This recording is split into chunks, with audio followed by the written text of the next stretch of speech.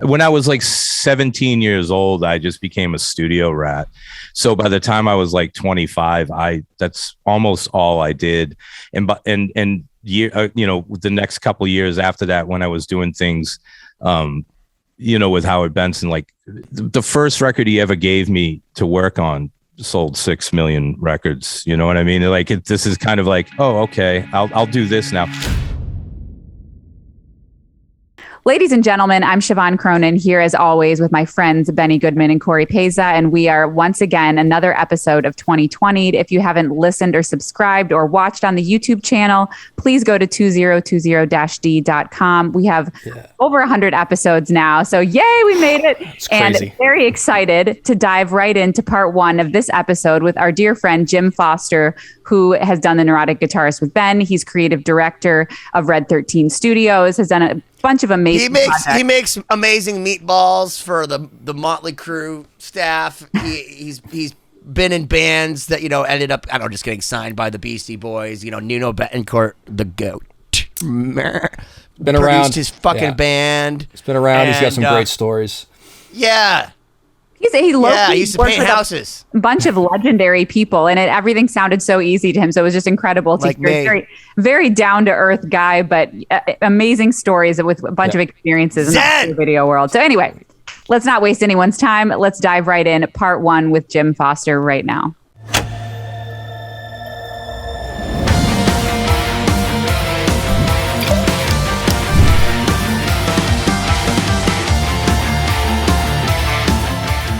Ladies and gentlemen, my name is Benny Goodman. Welcome to another episode of 2020. I'm here with a good friend of mine, actually. But it's not just that he's a friend of mine. He's a Renaissance man, because this man has played in a band called Gangsta Bitch Barbie that was, I believe, sued by Mattel, and then changed their name to a band called Null Set, and then was signed by the fucking Beastie Boys. And I believe my hero, my love of my life, Nuno Bettencourt, produced your first demo, and then something about Tommy Lee thinks you make great meatballs. You produce videos for Daughtry, and then I think, don't you mow Sully Erna's lawn? Ladies and gentlemen, Jim Foster for Red 13, the man, the myth, the fucking legend. Wow, that was epic, Ben. That was fucking epic. That was. No, I don't mow Sully's lawn, and I didn't produce a Daughtry video. I directed it. Oh, I'm sorry. No, it's cool. Can you describe the difference between producing and directing for those lay people out there? Producers work pretty hard. Producers work really hard, but they don't really get out of their seats. Yeah. And then a director will work probably just as hard, if not harder, but there's a lot of walking. Your health app on your iPhone goes through the roof those days. Because I always think of the director chair, so I would always think the director's the one sitting in the seat, but apparently it's the opposite. Bullshit. Yeah, you never get to sit in a seat. Never. Well, cool. Well, welcome to our podcast. And thanks. I've obviously heard a lot about you from Ben and Neurotic Guitarist and all the video projects we've been. Oh, that's a thing he does, by the way. He's also the guy behind the Neurotic Guitarist, which we shamefully don't talk about on the show because, look, I'm obnoxious enough. So, if that's not enough, you go to the neuroticguitarist.com, and Jim has somehow made this palpable with guitars. And he's done it in a brilliant way, because I'm not brilliant, but editing is a thing. Jim, haven't you quit Neurotic Guitarist yet? Has Ben not pissed you off to the point of wanting to just completely retire? I'm above that right now in my life. So lucky for Ben. Yeah. No, we're good. We're good. I've gone through my Zen training long before this. Otherwise, there would be none of this shit. Yeah. Do you offer lessons in that by any chance? No, it's just a life path you got to walk, and that's just the tough shit of life, Well, speaking of a life path, could you walk us through yours a little bit? Give us a background on how you got into video directing, what you do. Tell us a little bit about it. For the most part, I was making a lot of records. I kind of stopped about a decade ago, and all of the bands that I was working with all needed videos, and a lot of the videos were just, they just sucked. So, just like anyone, we started making videos for the bands, and of course they sucked too, but after a couple hundred, things started progressing because we kind of came from a label background and did a bunch of label videos. But in between, for every label video, there's 15 or 20 unsigned artist video. And that kind of stuff is just a lot of work. So, I just kind of gravitated towards doing less audio because I was uninspired and just wanted to jump out of it. And that was so natural and easy for me. I mean, it was really easy. Did you have a background in video prior to that, the move? No, but you know what it was? I know from being on stage or being in a band and shot, I know how bands want to look. Yeah. Or I know where that camera's got to be and what part you don't want to show of them, because there's just natural stuff that pisses them off. So I was, I'm always like, hey, that's no good. Hey, that's no good. Hey, do that. So I was like, oh, all right. I'll run my mouth in front of videos now instead of microphones, You started as a musician. Can you talk about some of your experience playing in a band, how you got into music? My band was kind of like hacky, pleasantly hacky, shitty, kind of heavy, but noisy. And the real thing was an A&R from Capitol came to Newberry Comics back in the day and was like, who's selling the most records, who's unsigned? And they were pushing us so heavily. We were selling a lot of records. And so this guy came to a show we had and, eventually through 2 more labels ended up signing with the BC Boys on Grand Royal. And that guy ended up being our A&R guy through this whole ordeal, you could say, But it was pretty cool because I ended up making a record with Howard Benson, who had me work on some records like POD Satellite and a bunch of other great records, which ended up opening my studios on the East Coast. So all of that went on was definitely for a reason, and it was cool. It was just like a journey, but I don't even really think about that stuff much now. It was so long ago, Do you miss playing music, or is it just really into video? I would like to play music only at a high level. I can't goof around. I can't listen to drummers tune snare drums and guitar players fuck off. I can't deal with that shit anymore, I don't blame you. Siobhán, you just get used to the tuning of this orchestra sound, right? Like it took me forever to know what that was, because that's like the stereotypical thing in every movie and TV show is the orchestra tuning. Yeah, and it's much more pleasant than a local band tuning. That's beautiful compared to it, Tuning to those lovely, what are they? Are they fifths or fourths? What are the? Yeah, it's like it sounds so nice. Yeah, no, changing into the band world. Yeah, I had to learn a lot of things and get used to a lot of shit, as I'm sure we all did. But yeah, do you want to know a crazy thing about Jim? Was that when he was in the band Null Set, it was one of my biggest shows with my band Carve. We got signed, and it was their going away show. It was their last show, and this is their last show, like Kiss, like Jim Foster is Gene Simmons. He lit like his last show like fucking 23 years ago. But I remember that they were like the biggest fucking deal. And I knew he had made it because he had his fucking beat up Marshall cabs and in road cases that had his name, like his band's name on the side of it. And they had like actual roadies like moving shit around. And like when they went on stage, there was just an aura about it. And I remember like I was like 19. This chick came up to me and she was like, "This is my favorite band, and I'm so upset because this is their last show, but I love you guys, so maybe I'll just have to follow you." So like it was back then also at a time when people actually cared about music, and it's like if you had nothing to do and like Null Set was the band that you saw and the band that opened for them at the going away show, they'll be like, "Oh, well, we'll just follow you." It was such a different time, but Jim was like the man. He was the coolest dude on campus playing his shitty classic Gibson guitar that's Benny, you were Jared's there? place. You were I there? was at Jared's place, dude. Yeah. Jared's place guy. All right. He likes to say that. I have no idea. So Ben, what was the story of you and Jim meeting? I'm curious about that. How did you make that I don't know. Well, the funny part is that like, so I dated a girl when I was younger who was just obsessed with Null Set. Like literally they had like, Jim could attest to this. There was like 100 people that went to every show. Every single, like that was their life. And one of my ex-girlfriends was obsessed. So like, and she was too scared to talk to them. Like you could go and talk to them. She's like, "I hope they don't know who I am." So like, I didn't talk to Jim for a long time, even though I had seen him at a bunch of shows because we weren't supposed to like make eye contact with Jim. I'm not really sure when I don't know if it was like Prospect Hill or something like that, like which is a mutual friend. He's directed, I believe, some of their videos, and like Adam, the singer, like they're a really awesome band from the New England area. I think at their shows may have been the first time, but I don't know, Jim. How did we actually meet? Fucking no clue, Benny. I'm not even trying to joke. I don't even remember. The Canna Cup, were we really high, like judging weed or something? I was like, oh, I think I know. You're in that band Gangsta Mattel, right? I really don't remember. You always just creeping around. Anyone will say that. Oh, yeah, I know, Benny. Well, anyway, you're in other words, you're a Boston native. You've been around the scene, ran into Ben at some point. Totally. Yes, completely. Yeah. I never had the pleasure of making a record with Benny, though. Really, not back in the day. I don't know. I just don't remember where.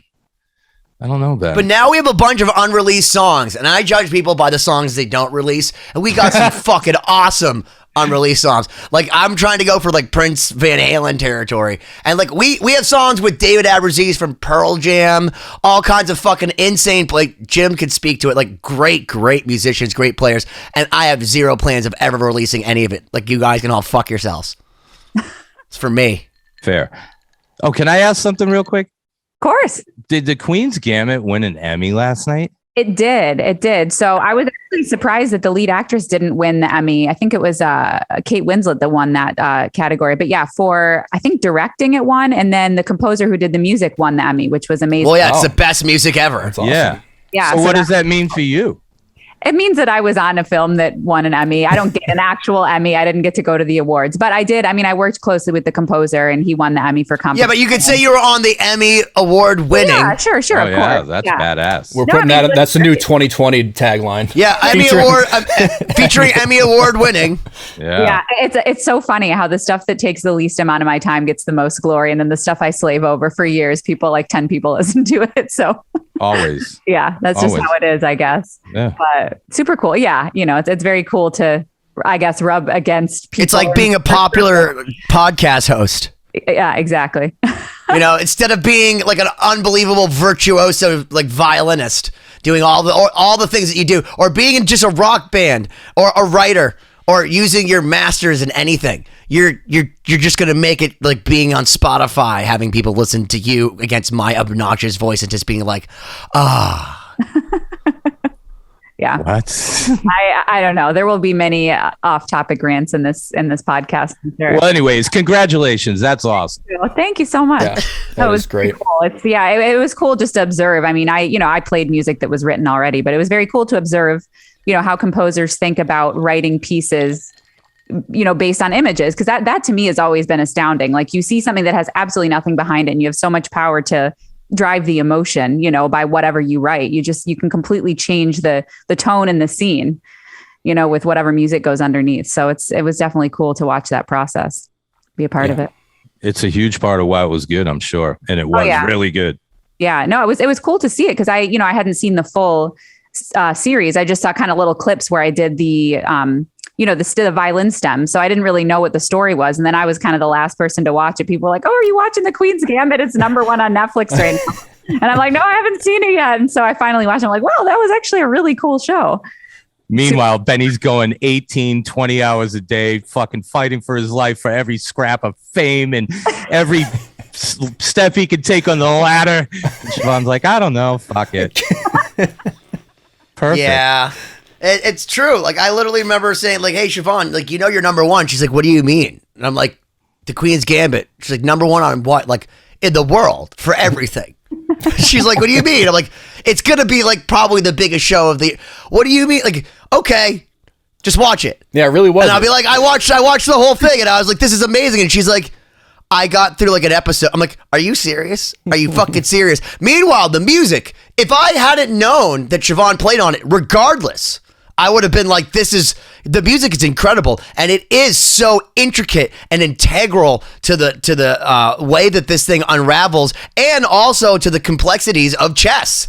So, like, this music is actually complex, and after listening to Siobhan, apparently complex diametrically to what the game is doing, which makes sense because that show is like Inception. So fuck my brain, right? Like, but it's amazing sounding. Siobhan's just like, oh yeah, that's casually amazing, and that's me. I forgot about it. Well, what was cool was that they did give credit to the musicians. It was cool to be in the credits, because a lot of times they don't. They'll give credit to the composer, directors, of course, but they don't. There's my name. Oh my God, that's so cool. Yeah. You'll shrink it to the side and speed it up 12 times. Yeah. Exactly. Yeah. It was a quick moment of fame, but anyway, very cool to be a part of it. Yeah, let's get back to you, Jim. Okay.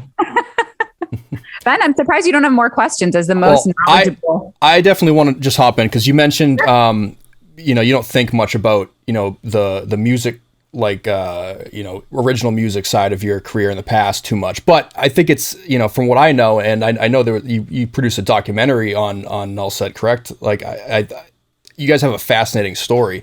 Can you at least give us like the Cliff Notes version of that kind of trajectory that you were on? Yeah. When did Nuno discover you? Yeah. Well, Nuno's nephew is the drummer in the band.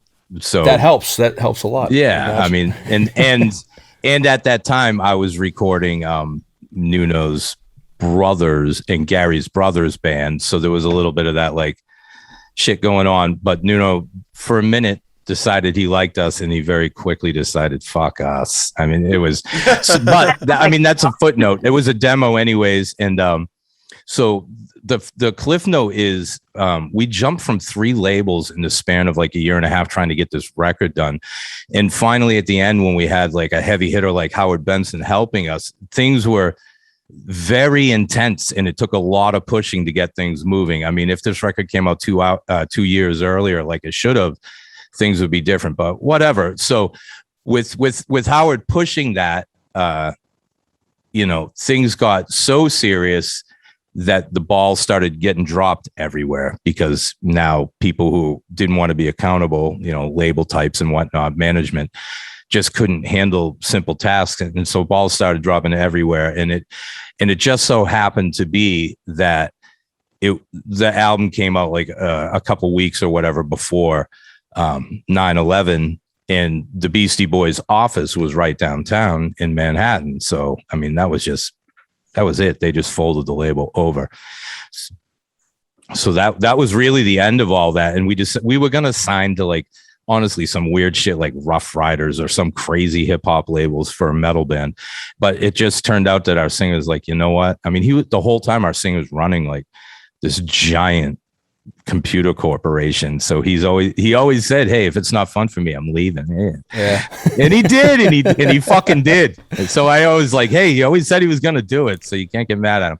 So that just kind of went away. But out of the ashes of that was my studio. And, it instantly was just constantly booked, like, a doctor's office or whatever, to the point where it just started growing. And, once I had partners come in, these rooms started 1 room, 2, 4, 3, it's just 5, 6, 7, 8, 9 rooms. So now we have, 9 pretty decent studios inside of 2 facilities. And, our production company and everything does it. That's all kind of running itself. And then we have our creative agency that does these videos for, major bands or, commercials for companies or whatever, Yeah. So after that, so when you said that you formed a studio, was it like audio recording studios or did you go into video? That was it. We were just making a lot of records, a ton of records. We were sourcing music and albums out from LA and just had a huge lockdown on a certain type of hard rock in New England. Like people would just come all the time. And it was going pretty good for, 5, 6, 7 years or something like that. And then it was time to kind of jump out, Yeah. So a lot of so you said you were busy kind of right away. Did you already form a bunch of connections just from being in the music scene? You had people that wanted to record and you had the facility ready to go. I mean, that's pretty amazing that you jumped off that quickly with, being booked all the time. Well, I was painting houses before my band and I was like, I'm not doing that shit. And then we needed demos made, so I made them anyways. So everybody's like, hey, I want to make mine. Just like everybody's story that starts off producing. It's the same for everyone. A 4-track, an 8-track, a 16-track, a computer. That's exactly what it was. It was just growing a business, really. And now, we have in the neighborhood of 10 engineers working in these studios, which is pretty cool. But I had to fight to get in this room I'm sitting in right now. So, that's kind of the truth, but whatever, who cares? It's cool. We have the stuff in the rooms now to, facilitate these things we want to do. It's all fun now, Had you had any experience, sorry to cut you off, Cory, doing any sort of recording after being in a band, or did you just kind of jump right in and learn as you went? Like, did you have any experience actually engineering? Did you do any of that? Or did yeah. Okay. When I was like 17 years old, I just became a studio rat. So by the time I was like 25, that's almost all I did. And the next couple of years after that, when I was doing things, with Howard Benson, like the first record he ever gave me to work on sold 6 million records. You know what I mean? Like this is kind of like, oh, okay, I'll do this now. But I had made 100 records before that weren't anywhere near that kind of level, but it allowed me to kind of, sharpen the sword or whatever you want to say, to just be ready to like kick ass. What was the most like eye-opening thing working at that level for the first time that you noticed the difference between doing it, in a local sense and then on that scale? I think it was just songwriting and attention to detail. Like even when you think you've shed your tunes and you do this and that, when a guy comes in and he's wearing fucking sweatpants and he's casually writing on in a line notebook notes about your song, and your song's over and he's like, all right, you got to do this. And he gives you like 12 notes and you're like, what the fuck are we even here for? Like you just changed everything. Then you play it and you're like, oh my God, holy shit. It's like, oh, we're fucking idiots. This guy just like, that's how it went. Yeah. Yeah, can you talk a little bit more about like his production style and how he approached those songs? Yeah, though they were really like dirty. I don't know if you're familiar with like, not that we were like old Chili Peppers, but the way the Chili's were so different in the beginning, or for us like a band like Power Man 5000 before they moved to Mars, like there was like this funky, dirty hip hop like swingy thing that we had, and he turned them into songs that like your aunt would be like, oh, I fucking love that one. And which kind of sucks, but we made a record. We made the whole demo with Chris Renner, the drummer from 9 Inch Nails, before that, and he erased all of that feel, and everybody was like, oh no, this is bad. And Howard left that shit there, except he polished it with he like kind of took your mind off it with like standard progressions, or the way things would turn around, or the way production would drop, or just the repetitiveness of a chorus, or he just knows what he's doing on such a high level. Just like anyone, like a bridge builder would know, looking at a bridge, be like, no, that one needs, anything like that. Monster. That's amazing. Yeah, that's incredible. I'm always amazed by producers when they just like know what to do. I totally do not have that talent. So it's incredible to hear the flip side of it. I can tell you what you should do if you're a producer. Be frustrated and continue to be frustrated until you want to fucking stab yourself in the eye, and then call Cory in a fucking cold sweat, and then frustrate him, and then he'll say like, I'll look it up, and then you go and figure it out. You trying to figure out how to like start the cursor, with a pre-roll. It's never something hard. So like, listen, like I can fucking sync up my fucking DAW to my other, preamp, like all these fucking, crazy obtuse you're things. talking about your interface instead of your DAW again. Yeah. Whatever. I can make all these keyboards. By the way, that's not producing. I can make all these keyboards work together. Okay, but I can't figure out how to when I Ben's stop. Like, I plug the keyboard in. Is this producing? I don't know. And get it back to the beginning. Like by pressing stop, it starts back at 0. Like I started it. It starts at 3. No. Ben's style of producing is yelling and screaming and then walking out of the room and letting you produce yourself, because that's what happened to me. It's like, oh shit, I got a phone call, and then I just stop. No, with you, I eventually just stop playing. I just stop and start it again. I don't even talk to you. I just stop, start. You're like, what did I do wrong? Stop, start. Are you serious? Stop, start. He doesn't deserve you guys. That's true. Accurate. But at least he has a lot of keyboards and guitars. So yeah, a real producer doesn't plug in keyboards. Oh my God.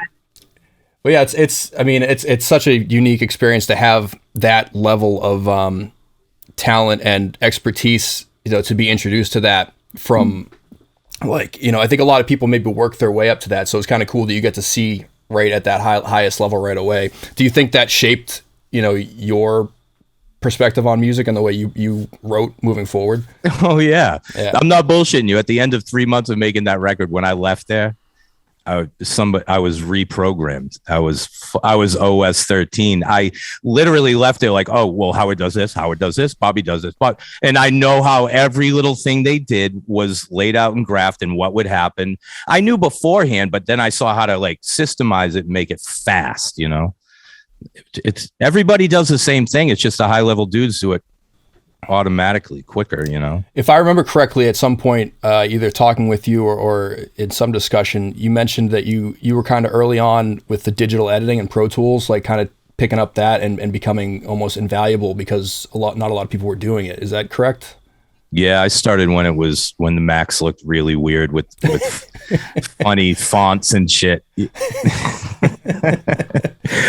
Apple IIc. No, I don't know what the fuck it was. It was a long time ago though. Wait, did you play Oregon Trail on it? No, Dig Dug. No, it was a long time. I got my first Pro Tools rig with a partner of mine. We opened a studio and that was incredible, but it was like maybe 99 or 2000. So it was going for years before that, but I had worked on it before that, but that was the first time we got it. And that was very eye-opening. And that, you know, that excitement, basically, I mean, we just got a facility and started making records. That's amazing. So what were you doing? Like, what were you using before that? I'm just curious. ADATs. You guys know what ADATs are? They're terrible. The guys do, and I've heard of it, but no, man. They're it's like they say football versus soccer. It's a VHS tape, bro. Yeah. It was terrible. It's a VHS tape. And you could actually get 2 VHS tapes and double how much you can get it's crazy, dude, what you could do with them. And then if you wanted them smaller, you get rid of the A and just put it on a DAT. The thing about those that was so awesome, though, when you got to the pinnacle, when everything mattered the most and you cared the most and it sounded the best, the shit would break. Everything would just snap and disappear and numbers would be corrupt and you'd start over. Yeah. Oh my gosh. Yeah, we're so spoiled by digital technology now and everything's so user-friendly. I can't even imagine. You would think SIMD would be simple, but SIMD is not simple, nor is it fun. No, those were bad days. So is the room that you're in now a part of the studio, the same one that you're talking about from the beginning? So it's been in the same place since the beginning? Yeah, kind of. There's another studio behind me, which was the first room that kind of sparked it all. And then even in Saturday, in fact, we opened our second location public and, you know, the mayor and like the state reps came down and ribbon cutting. You know, it was kind of felt a little weird for a recording story, but it was also awesome because, you know, we're actually doing it. You know, we're making these studios accessible. It's mostly hip hop, but you can do anything you want. Some of these studios have huge live rooms and whatever, but we just have hip hop kids in here making records all day long. And there's other things going on, but that's just kind of what keeps cranking. Wow, that's incredible. Now you've mentioned you've kind of moved out of the audio realm and more towards the video. When you did that transition, like, how'd you feel about kind of handing off something that you were building up? You know, you brought in partners, you mentioned, like how did that process look? When my partner Sean came in, I literally looked at him like, this kid's so much better than me. I'm done. Like I feel awesome not doing it. That's exactly what I felt. And now like I'll walk by the room when he's working and I'll stick my head and I'll be like, yeah, forget it. And I just walk away because it's great. So really, I mean, I really feel that, but I've worked with like legendary producers, like really big names, and they'll always have a dainty, very nice little person beside them working. And they'll always give the eye of like, is this top end cool? Cause I can't hear shit anymore. Like that's a real thing, you know? So I was kind of like, yeah, do I want to do that or whatever? You know, I didn't really care, but I had the opportunity to like film amazing bands like Allison Chains and just all kinds of these other bands. And I was like, fuck, this is way cooler. And I only have to do this for like an hour or two. It's way cooler. And I'm done. You know? Well, you clearly have a talent for it. And I'm wondering on the video side, is most of it in the editing or is it in getting, you know, kind of like with audio, you want to have good source material? Does it start with good source material in the video camera or is the art really in the editing? Both. If you're not filming stuff that's amazing, then you're so fucked no matter how many tricks you have. But like last week, we were in Arizona filming this Daughtry video, and right in the camera, we had 2 cameras going, and I could see everything that was going on through my monitors, and I was just like, this is unbelievable. And I know that they're going to think it's unbelievable. Like talking about my crew, because they can only see what each one's doing. We had 5 guys there. It was unreal. And by the time I got on the plane, I got to see all the footage. I was just like, fuck yes. So it was so easy at that point to edit because the job was done, and it wasn't a tough video. It just had to be good, So is it like mixing where they say like you get the good sound to tape and then like it mixes itself? Like you just like, you point it looks fucking awesome all the time. Then it's not like, well, I got to cut the camera too. It's like every fucking camera looks awesome through the whole fucking thing. So just make it happen, Picasso.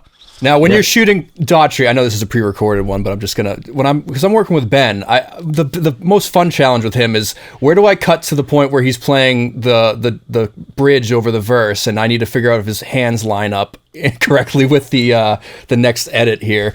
Well, you know what? Daughtry he's a fucking badass he'd never screw up like that. Right. He really didn't. I'm not even trying to kiss his ass, like going through all the takes in my mind. I would hope not. Yeah. Hold on, can I tell you? But there's two sides to that. So one, I always write stuff and I compose it in the studio and I forget it. And I really don't give a shit about it once it's to tape. And I'm like, I did it. And like the other night, and Siobhán can attest to this, I actually lost a bunch of piano stuff. And I was like, holy shit. And it took Susanna, the cellist from Star Set, to be like, Ben, where do those bars go? I'm like, wait, where'd the whole middle go? And where did that arpeggio go? So I literally stayed up all night listening to my own piano parts and fucking like turning myself until I played it perfectly, but that's because I actually needed to send it back to Siobhán, Susanna, and Mariko, versus if it's for you, I'm just like, Cory could fucking edit it. I don't need to learn that shit. Yeah, but there's also Ben knows when his stuff's going out to high level people, and he also knows that Cory won't sell him out. So the shit he sends out to... I trust Cory. I do trust Cory. Yeah. Otherwise, yeah. That's why I say get a safety shot. Get one of just my face. Get me looking intense and rhythm. And even if it's not in rhythm, just get a close up of like a shadow. I'm just like, Ben, headbang in time, and we do that for 20 minutes. It's not really that possible. He doesn't care. He doesn't care. He doesn't care. Oh my God. I do now because I'm editing my own self. That's what Jim did to fuck with me. Is it now with the Neurotic Guitarist? He's like, well, you're going to edit it. So why don't you try just getting it the first time? So like, now when I'm recording, I'm like, oh, well, why don't we do this? So let me get the soundbite again. You can just see him like the grasshopper's learning that he's a fucking brat. Oh my God. Yeah. Point being, source material. Get it right. Well, not to backtrack, but before we get too deep into the video side, you'd mentioned that you worked with some other legendary producers, and I'm curious to hear about that because I'm fascinated by production. Can you talk about some of the other people that you worked with on the audio side that were some great producers? Yeah. Well, Benny mentioned Nuno, who for Ben, that's the GOAT. And I'm not even shitting. Like, Nuno's my go-to. I mean, he's the fucking greatest. Well, he lives in the same town. I live in the town that he grew up in and whatever.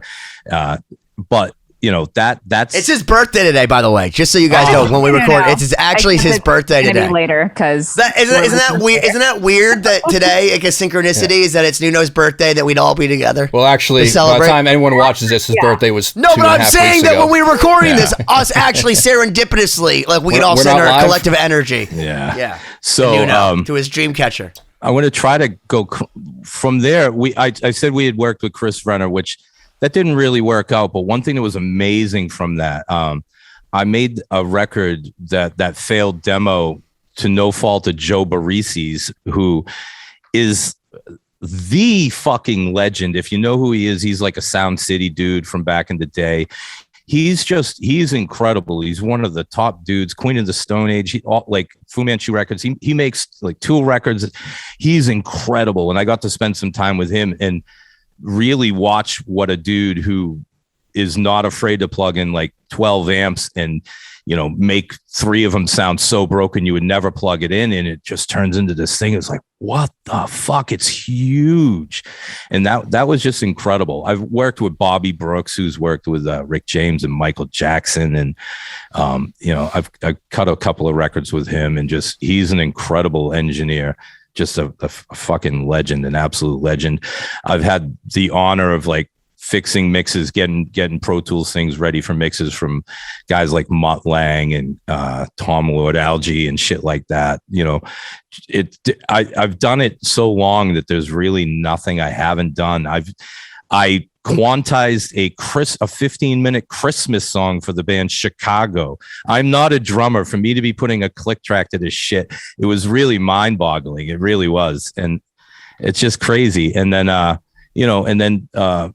got to watch some incredible dudes like Dave Fortman work with Godsmack and stuff. I've seen it all. I've seen some real legend guys work too, but not with them, but in the room. So, you know, my studio life is pretty deep, but I don't really do it that much anymore, but I still end up in that, in the way that, like, you know, I will capture all the content for like Godsmack making an entire record, like all day, every day for months or whatever, that kind of stuff. So I'm still in the studio, but I'm holding the camera or directing the camera or telling the guys how to do it or whatever. And that's kind of where I'm at now. It's more fun. I feel like it's a bigger thing. It's not, you know, for me, making a record's cool, but it's almost one dimensional. And I don't want to say it is like that, but for me now, put it this way, video sucks without audio, but video's more fun with the right audio. And I always tend to have the right audio, you know? So wait, you'd rather direct Survivor than be on Survivor and win $1 million. You'd rather laugh at them as most of them are getting burnt and falling off cliffs and shit. And that's just, it's kind of like, that's how I feel like if you watch Godsmack in the studio, because like watching Sully tell a guy like Shannon Larkin, I'm sure like, hey, that's a drum fill that you should do. And it's just like, this is not my monkeys. This is not my circus. All I need to do is figure it out in 16:9, cut it up in 4K, shoot that shit, point the camera in that direction, and fuck it. It's Dave Fortman's problem. Let him fucking figure out the drum sound. Let him fucking figure out the philosophy. I'm just going to point my camera. And there's got to be a relief in that, because it's like, you get to go home. It's like being the DJ at a club. Like, all those fucking bartenders are cleaning up all that puke and all that dirty fucking shit. You're packing up your laptop, going home, taking your money. Doesn't matter what tips you made. You're fucking out. Yeah, I love it. Our buddy Kamal works for Boston and Godsmack and a bunch of other bands. And he was saying a couple of weeks ago, he's like, man, I feel really bad. I'd travel with the band and I'd walk in while the crew's setting up this giant thing, and I'm just holding my camera and standing around like next to the band, and it's just really awkward. I'm like, dude, don't feel bad about that. That's your job. Like, what are you gonna do? Pick up a wrench and fucking, you know? Like, it's cool. It's totally cool. But Ben is right. At the end of the day, and my end of the day is way before theirs. We turn off the cameras and we go home, and those guys got to do all kinds of bullshit. So yeah, it's cool. Yeah. Is there any sort of creative insight you took from audio producers that you've brought into your realm of video? Like, you know, any sort of piece of advice that stuck with you or something you observed from producers that helped you kind of take into your video production world? Yeah. Every single thing that I record or that I film, I remember. If there's like 2 or 3 takes or whatever, I remember which ones are good or which parts are the ones that I need to know have to be in the sequence or whatever. Like, I never forget, like, when it happens, I have a certain thought and I can watch it like 3 months later and I have the same thought. And a lot of times I'll even say the same words that I'll hear myself in the background of the recording. Like, oh, you can't go do that. And I'll say it, and then I'll hear myself say it. Like, I have the same exact thought every time. So it's like speed reading or what do you call it? The photographic memory for the stuff. But it's like, believe me, the photographic memory doesn't go much beyond that. But that's how I can remember things. And it's the same. Like, take 2 is really great. Like, it's the same stuff, you know? Yeah. Oh, that's amazing. It's a feel. I have a question, because you alluded to something, and like, I feel like I was very lucky, and I've said this on other podcasts, where I came in at the end of analog and the beginning of digital. So like, I went to Longview Farm Studios, recorded my first record where we were on analog, but we actually had to hire in a separate Pro Tools facility to come in and dump it to digital like that. Like, it's from a very fucking different time. And the producer I worked with, Scott Riebling, who's an amazing producer, he used to come in with like 5 amps. He was always like, you need 3 amps. One for like the high end, one for the mids, and like one's for the lows. So like he would like go and use like a little 10-inch matchless for just the mids. Like he had a one of those triple box things. And we did all kinds of shit. We turned the tape upside down, all these things, which you could now digitally manipulate. I'm going to tell you right now, I got a whole, you know this, we do the Neurotic Guitarist. I have a whole wall of amps. If you were like, hey, let's get one of those 3 box splitters and go into 3 amps, I'd first off say no. And then you'd be like, but it's going to sound good. We can feed it into them separately. And then I would say, but I have a Kemper. And then you'd be like, but it doesn't sound as good as an amp. And I'd say, you're wrong. Yeah. Do you feel like that a lot of people are now bypassing what you used to do? That was like turning over the tape and like, you know, doing all these things. And like, is it the same or is it really not? My engineers, bless their little hearts, have no fucking clue about that stuff, Ben. No clue. No clue. Like turn over a tape.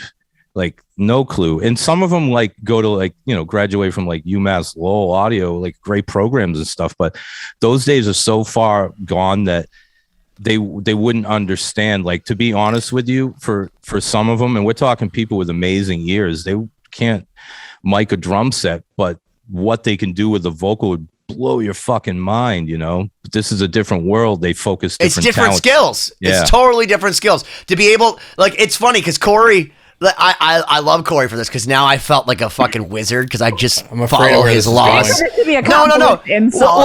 Well, no. Because for overheads, I used to do like XY patterns, all these different patterns, and now I put them wherever the fuck I want, and I go and I measure directionally from the center of the snare. So finally, the drums I get are in phase. It's amazing. They're all in phase. But I didn't know what phase meant until Cory's like, it's that wah sound. Like, what do you mean? Like, dude, you can't hear that? Like, it's, so I finally, like, I've gone to other people's studios who have amazing setups and they're like, how come your drums sound so good? It sounds like shit. And they'll do these XY patterns and like the snare drum is 1.5 feet further from one because of the way this fucking drummer's playing or something. You can do all those things. You just have to listen and then correct it if it's not right.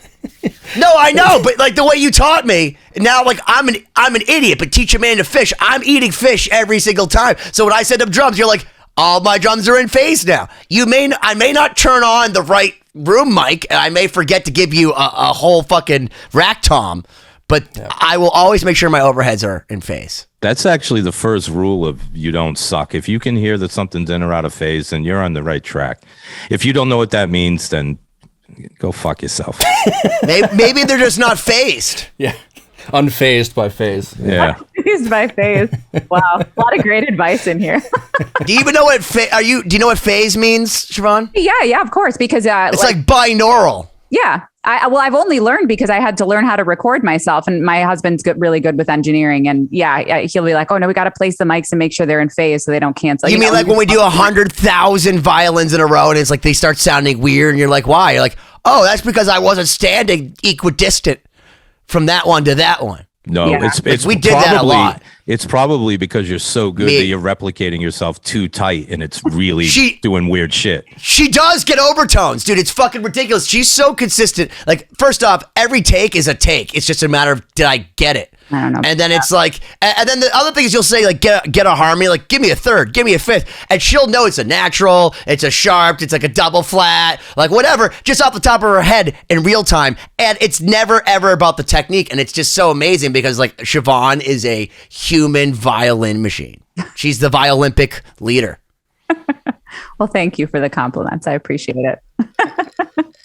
No, but it's great. I mean, I'm definitely the dum-dum of the audio people here. I know the least in the group, but it's very cool to hear about it. So. It's so nice to be better at you than something. For once. Cory's like arguable. I've heard her tracks are very clean. Oh my God. They improve every time. So that's all you can ask for, right? Yeah. Well, you can thank Brock for a lot of that because he listens. He's like, I can't believe you're going to send this in. And then I have to do it all over again.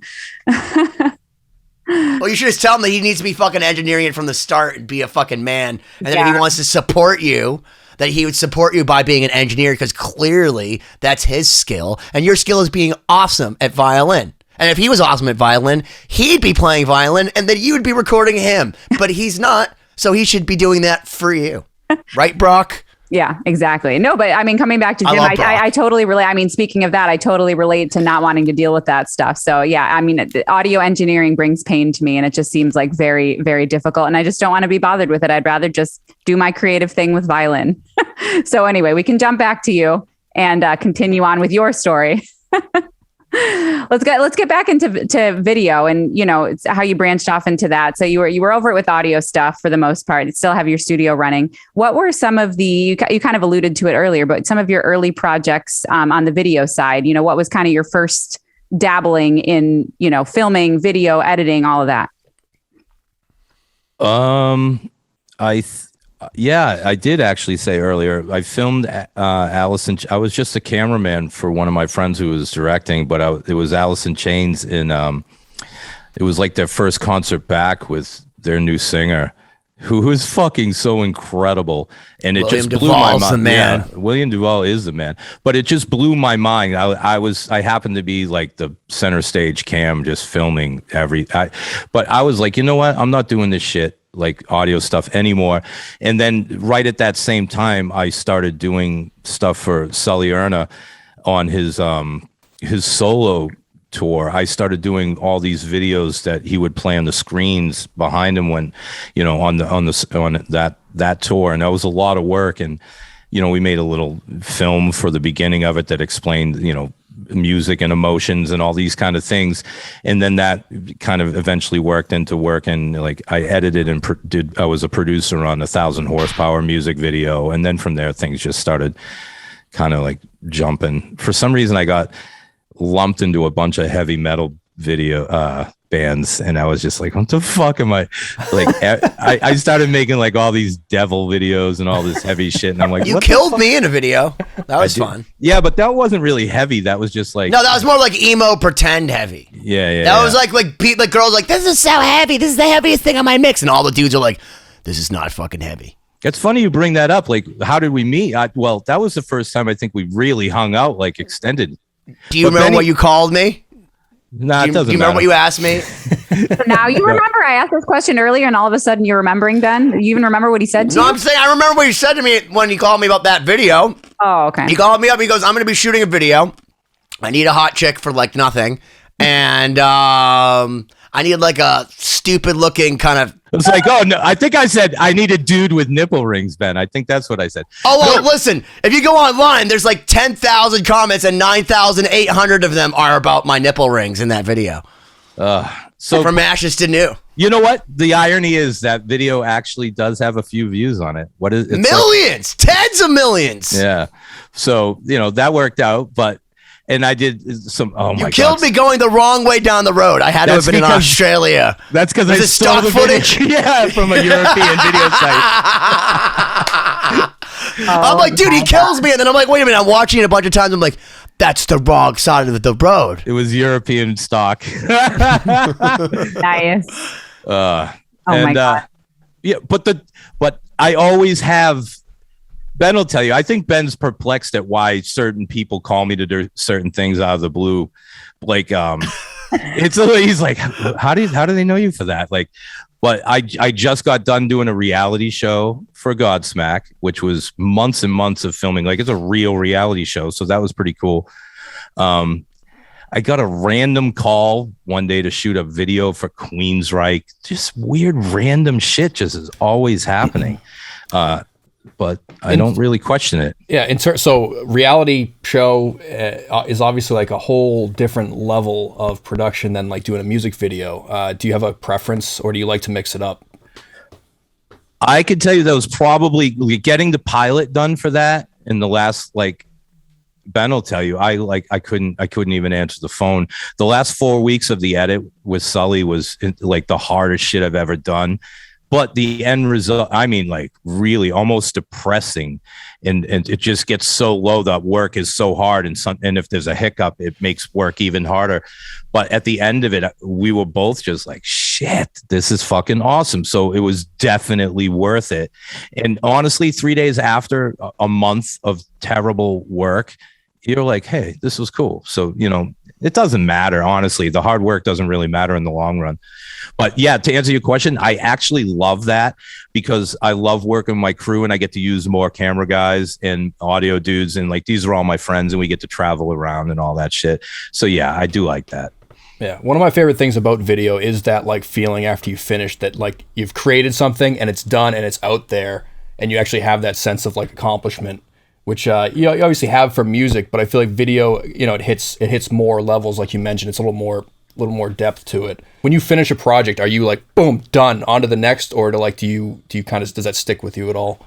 I got to make sure I'm not on to the next before I'm done, because I'm doing a lot. I'm managing people, but and I also have these clients that want to know I'm working on them as well, so I have to jump around a lot. And if something strikes me, like if I feel like I have a project with Ben and I tell him a lot, like I'm like losing sleep. I want to see this thing finished, So yeah, I think about it all the time. And if I get like, let's say 6 hours and I'm feeling something, I jump on that. And once that 6 hours is over, it might not be another 6 hours for like 2 weeks or something. You know what I mean? So that's kind of, it's tough, but that's how I got to manage the creativity, because I'm not going to put time into something if I'm not feeling it. That's a good point, because that's, I think, something that can kind of apply to almost every aspect of what we're talking about, and most of the people we talk to on the show, which is creatives, is like kind of jumping on that inspiration and the motivation for something that if you don't have it, it can be a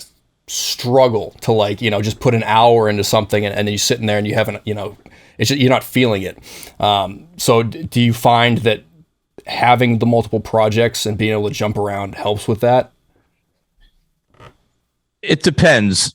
My partners say, oh, is Jim time blocking? That means like, I'm not answering the phone. I'm not going anywhere. I'm not like, yeah, I'm time blocking. Cause if I don't utilize this time and it's gone, I'm like, oh shit. Cause I know it's precious. I really do. It's like, it's weird.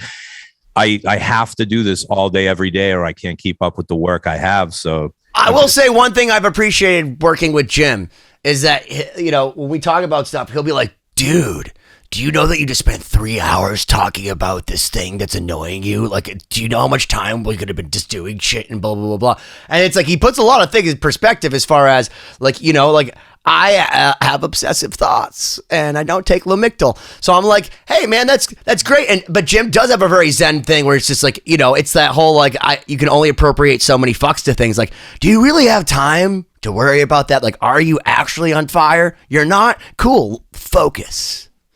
And it's every very minute cool. matters. Every minute it matters. Does. I'm telling you. And when he does shit like that, I'm like, I'm counting those minutes. I'm like, it's twice the minutes now. It's twice the amount of time, because now I have to get him back on track, and that takes twice the amount of time. It's like if you miss the exit going on the Mass Pike East because for some dumb reason you went west, you're fucked. 20 minutes each way.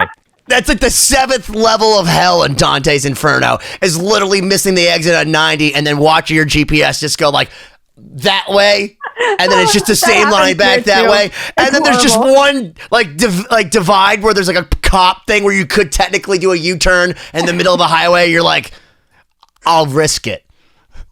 Benny's actually my muse. I'd rather not hear him complain about something. When I know he's good for something at a certain point, he's like one of those.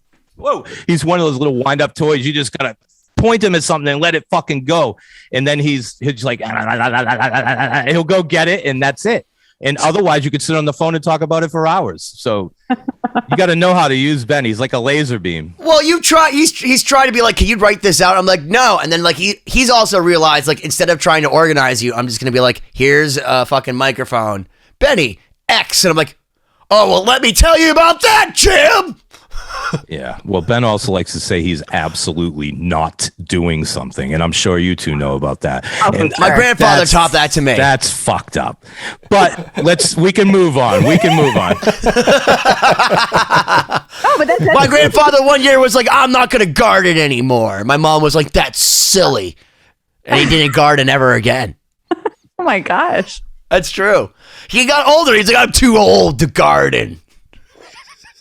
Stubborn folk you are. Oh my gosh. No, but everything. That's the name of my autobiography. I'm too old to garden. Well, you're clearly overall holistically a very good producer. You know how to harness the strengths of your subjects. And that's what you just said about Ben. Yeah, it's completely true. You have to understand how to utilize your time, how to get people to produce for you what they're best at. And that's a hard thing, I can imagine.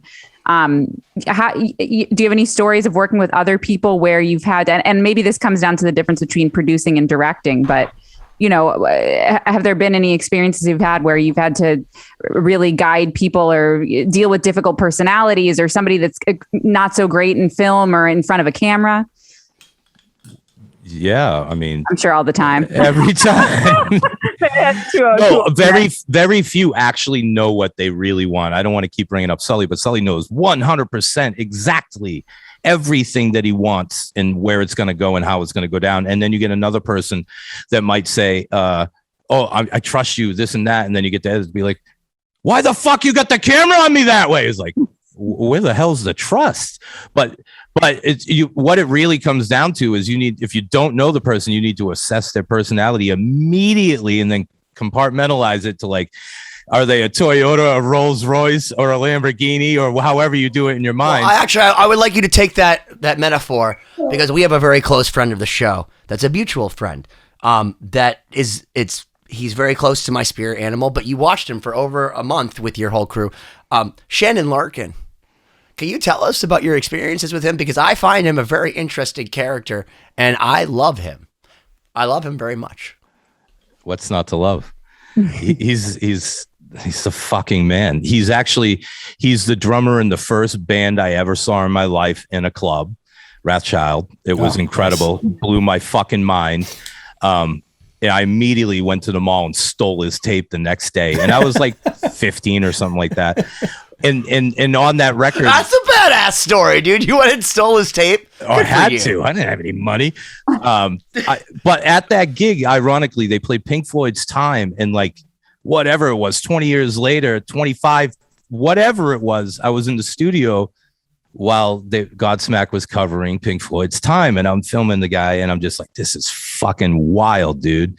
This is really wild. So, well, Shanon's the best, and I don't know, as far as what footage you'll see in the future of that show, but oh man, I wish you could see it. It's so funny. And Shanon is the reason it's funny. He's fucking hilarious. I can only imagine. Yeah, we've had him on the podcast a few times, and even our few interactions have been pretty hilarious. He is what a rock star is. He is. He's just a rock star. Well, but he's also, the thing is that's great about him is that he's just like, yeah, Benny, I started playing at 13 and then I just played. And like, that's all he's done. Like he's never had to live, I don't want to say in the real world, because he was lugging his drums from West Virginia and begging his parents to come to gigs at like 12. And then from then on, they're just like, everyone's like, he's the best ever. And then he just played, like I played in 38, records in 36 years. And you're like, holy shit, I'm only 38 years old. Like that motherfucker. And one of the coolest things ever was having a conversation with Shanon. And I was like, dude, you kind of like, because I went and saw Wrathchild on YouTube because Paul Lorenzo, our drummer, was like, oh yeah, dude, you got to watch Wrathchild. Like, not like anything wrong with Godsmack, but like, bro, you have to see him in Wrathchild. Like, because I was just like, well, because I know Godsmack does the drum solo thing, but I'm like, what's so special about this guy? And then you go and watch Wrathchild, you're like, oh my God. And immediately I thought to myself, this sounds like Vinnie Paul. He's doing some Vinnie Paul shit. And I called him and I was like, dude, you kind of remind me of a young Vinnie Paul. And he set me straight so fast. Because he was first off, he goes, Vincent was in a band called Pantera when they were a Van Halen cover band. And let me tell you, he didn't know Ace of Spades by Motorhead. He goes, I started playing some double bass, and he saw it. He goes, what is it? I go, that's Motorhead. And he goes, and then all those Morgan Rose, all the holding up the stick. I did that. And then it turned out he's the second Sabian guy ever. He literally, other than Phil Collins. Collins. I always get Def Leppard and Genesis mixed up. It's fucked up. It's a weird crossing of the streams. But other than Phil Collins, it's weird because this is how we had a synchronicity. I sent him a backstage pass from Genesis. I said, you should astrally project yourself to backstage, and it was like the right tour. And he goes, do you know how I actually started playing Sabian? He goes, the first advertisement was Phil Collins is inviting you to play Sabian. And I had actually sent him a backstage pass from that tour from when the fucking Zildjian brothers or sisters ran to fucking Canada and made the fucking Canadian Zildjians. That's fucking Sabian. And he explained all of this shit to me. Did he tell this story on this show, for fuck's sake? I hope he did. No. All right, good. He told me, though, as he was like fucking getting the pH balance of his fucking 55,000 gallon koi pond, because he was lamenting over the fact that he had lost one of his fish. And I felt really bad for him. But fortunately, one of his turtles had a baby, and it was awesome. So again, with every door that closes, a window opens. Yeah. What a lovely way to end this episode with. You have great timing for your episode, Rand. Tony Rambola. Oh no. So Jim, thank you for taking the time to talk to us in this part one. We can jump in a little deeper in part two. Jim, where can we find you about? Is it red13studios.com? Yeah. And anything else that you want to let people know about? Man, just look for that Daughtry video. It should be out around the time that this drops, I think. We'll link below if it's out. Cool. Awesome. So check out 2020-d.com, like and subscribe to the podcast, do all those fun things, and we'll see you in part two. Well, it was Father's Day, and I posted on my Instagram like a lovely Father's Day picture for my dad, who's an excellent granddad to my son, and all this kind of stuff. That was lovely. And then right at the end of the day, my son decided to give me an extra special Father's Day treat, which he had not done in a very long time, where he had what we affectionately called a poonami, or a catastrophe. It's not even specific to children. Like, we can all have a catastrophe from time to time, you know what I mean? Especially on tour. Yeah. Refer back to our first episodes with you. Back to the first episode. But basically, what happened, I put it up online going, this would be quite funny, and I literally woke up to 100 less followers.